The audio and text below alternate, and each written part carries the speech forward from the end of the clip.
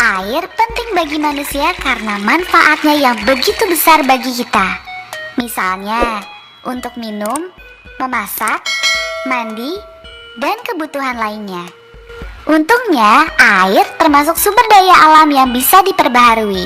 Artinya, kita tidak akan pernah kehabisan air. Faktanya, air menutupi 71% permukaan bumi. Ini berarti ada 1,4 triliun kilometer kubik air di bumi. Banyak kan? Mengapa air selalu tersedia di bumi? Ini karena air mengalami siklus air.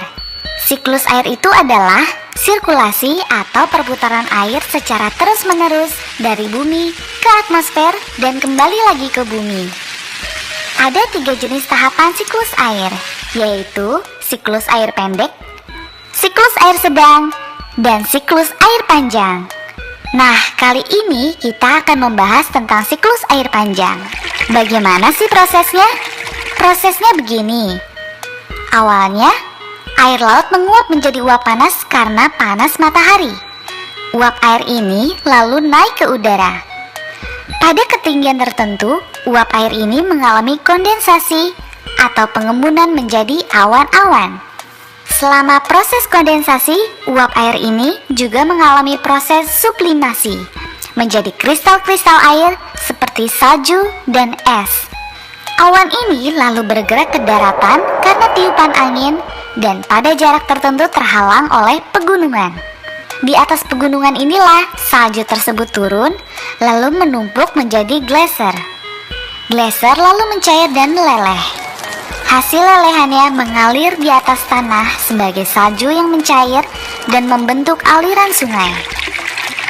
Air yang mengalir di sungai ini pun lalu menuju ke laut.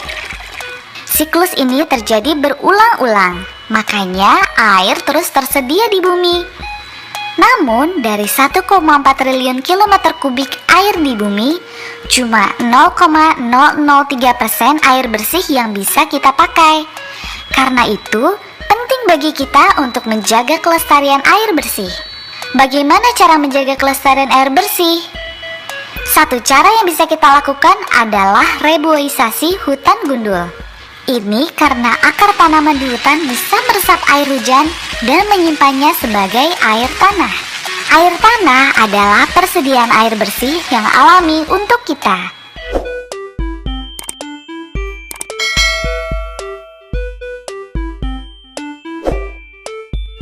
Bagaimana sih proses perjalanan air dalam siklus air sedang sampai bisa menghasilkan hujan?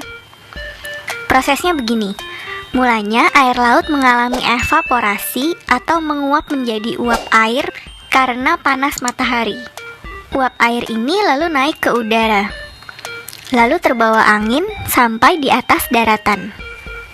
Di atas daratan, uap air ini lalu mengalami kondensasi atau pengembunan dan terbentuklah awan-awan. Awan-awan ini lalu tertiup angin dan semakin membesar karena saling bertemu dengan awan lain, sambil terus naik ke atmosfer bumi. Suhu yang ada di atmosfer bumi semakin rendah jika jaraknya dari daratan semakin tinggi. Akibatnya terbentuklah butiran-butiran es dalam awan-awan itu. Awan-awan itu pun menjadi semakin berat sehingga tak mampu lagi ditopang oleh angin. Karena semakin berat itulah, lalu butiran-butiran es tadi jatuh ke daratan. Karena sewaktu jatuh, butiran-butiran es itu terpapar suhu yang rendah. Jadinya butiran-butiran es ini pun mencair menjadi titik-titik air. Titik-titik air inilah yang turun sebagai hujan di daratan. Di daratan, titik-titik air ini sebagian akan meresap ke tanah, sedangkan sebagian lainnya akan kembali ke laut melalui sungai. Proses ini terjadi terus-menerus selama musim hujan. Nah, bagi manusia, air hujan penting karena air hujan yang terserap ke tanah atau yang disebut air tanah adalah persediaan air bersih yang alami.